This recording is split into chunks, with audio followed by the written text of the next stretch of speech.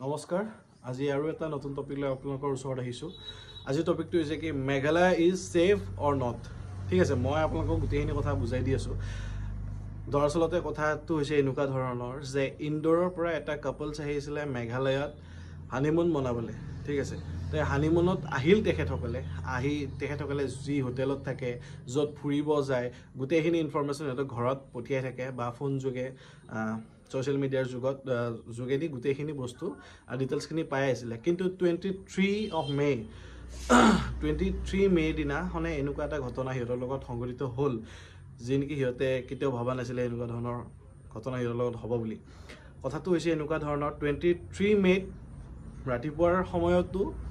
ঘৰৰ লগত তেখেতসকলৰ কথা বতৰা হৈছিলে কিন্তু তেখেতসকলৰ ফোন টোটেলি অফ থাকে আৰু সেই কাপলজনৰ ল'ৰাজনৰ নাম আছিলে ৰাজা ৰঘুবংশী আৰু ছোৱালীজনীৰ নাম আছিলে সোনম ৰঘুবংশী আৰু তেখেতসকলে এটা ধুনীয়া প্ৰাকৃতিক পৰিৱেশত তেখেতসকলৰ মধুৰ স্মৃতিবোৰৰ এটা সপোন ৰখিবলৈ আহিছিলে কিন্তু 23 মে দিনাখনে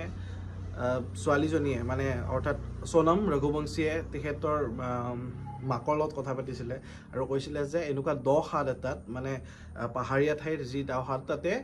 ৰাজা ৰঘুবংশী নামৰ ল'ৰাজনে মানে গিৰিয়েকজনে মানে ধেমালি কৰি আছে মই জাপ দি দিওঁ নেকি এনেকুৱা ধৰণৰ ধেমালি কিছুমান কৰিছিলে তাৰপিছত মাকে কৈছে যে এইবোৰ ধেমালি নকৰিবি এইবোৰ পাহাৰীয়া এৰিয়া ওকে তাৰপিছত এতিয়া কথাটো হ'ল কি সেই তেতিয়াৰ পৰা যেতিয়া সিহঁতৰ সংযোগ সীমা বিচ্ছিন্ন হ'ল আৰু তাৰ পাছতে ইনডোৰৰ পৰা তেখেতসকলে পুলিচৰ সহায় লয় আৰু পুলিচৰ সহায়ত মেঘালয় পুলিচৰ লগত কণ্টেক্ট কৰাৰ পাছত বহুত বিচাৰ খোচাৰ কৰিলে আৰু ড্ৰোনেৰেও বহুত বেছি বিচাৰিলে ড্ৰোন কেমেৰালৈও বহুত বেছি বিচাৰিলে আৰু তাৰ পাছত 2 জুনৰ দিনাখনে যি ৰাজা ৰঘুবংশী সেই ৰাজা ৰঘুবংশী ৱে চাওদাং ফলছ যদি নেকি ফলছ বহুত বেছি ধুনীয়া কিন্তু সেই ফলছটো ইমান এটা সেফ নহয় বুলি কয় কাৰণ লাষ্ট টাইম যেতিয়া মোৰ কাজিন এজন গৈছিলে কেইটামান ফ্ৰেণ্ডৰ লগত তাত যাব দিয়া নাছিলে নাজানো কিহৰ কাৰণে যাব দিয়া নাছিলে কিছুমান পুলিচে সিহঁতক ৰখাইছিলে আৰু কৈছিলে যে তাত যাব নালাগে অলপ প্ৰব্লেম চলি আছে তো গম নাপাওঁ সেই বস্তুটো কি সেই ফলছটোত মই গৈ পোৱা নাই কিন্তু বহুত মানুহ যায় বাৰু ফলছটো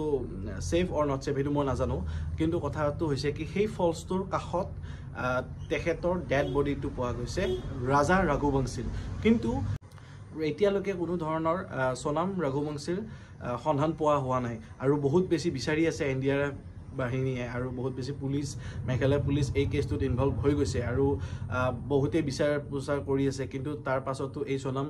ৰঘুবংশীক এতিয়ালৈকে বিচাৰি পোৱা হোৱা নাই আৰু জানিব পৰা মতে সিহঁতে এখন স্কুটি ৰেণ্টত লৈ এই মেঘালয় ট্ৰিপটোত গৈছিলে আৰু য'ত এই ঘটনাটো সংঘটিত হৈছে তাৰ পৰা কিছু নিলগত স্কুটিখন ষ্টেণ্ড কৰা আছে আৰু নাজানো আৰু কি হৈছে বাকী এইটো এটা হত্যা নে আত্মহত্যা এইটো এতিয়ালৈকে গম পোৱা হোৱা নাই আৰু মই এতিয়া এইটো কথা কওঁ যে মানুহ ইমান এডভেঞ্চাৰ হোৱাটো আজিৰ দিনত বিশেষকৈ বেয়া হ'ব লাগে এডভেঞ্চাৰ তুমি ল'ৰা 4-5 জনমানৰ লগত তুমি ট্ৰিপ এটাত গৈছা কোনো টেনশ্যন নাই কিন্তু এনেকৈ এটা কাপলছ এনেকৈ যোৱাটো মই ভাবোঁ কি সেনেকুৱা ধৰণৰ এৰিয়াত অলপ আনছেফ এনেকুৱা ধৰণৰ ঠাইত গ'লে এটা গ্ৰুপ হৈ যোৱাটো খুবেই প্ৰয়োজন কাৰণ তুমি টাউন এৰিয়াত বা এনেকুৱা চিটি এৰিয়াত অকলে যোৱা সেইটো বেলেগ কথা কিন্তু এনেকুৱা পাহাৰী এৰিয়াত হিল চাইড এৰিয়াত অলপমান প্ৰব্লেম হ'ব পাৰে আপোনালোকৰ বা মই নাজানো এনেইতো মেঘালয়খন সঁচাকৈ বহুত বেছি ছেফ কিন্তু মই অকল মেঘালয়ৰ কথা কোৱা নাই বা যিবোৰ হিল এৰিয়া বা ছিকিম গেংটক বা বহুত কিবা কিবি ঠাই আছে এনেকুৱা ধৰণৰ য'ত নেকি অকলে যোৱাটো মই প্ৰিফাৰ নকৰোঁ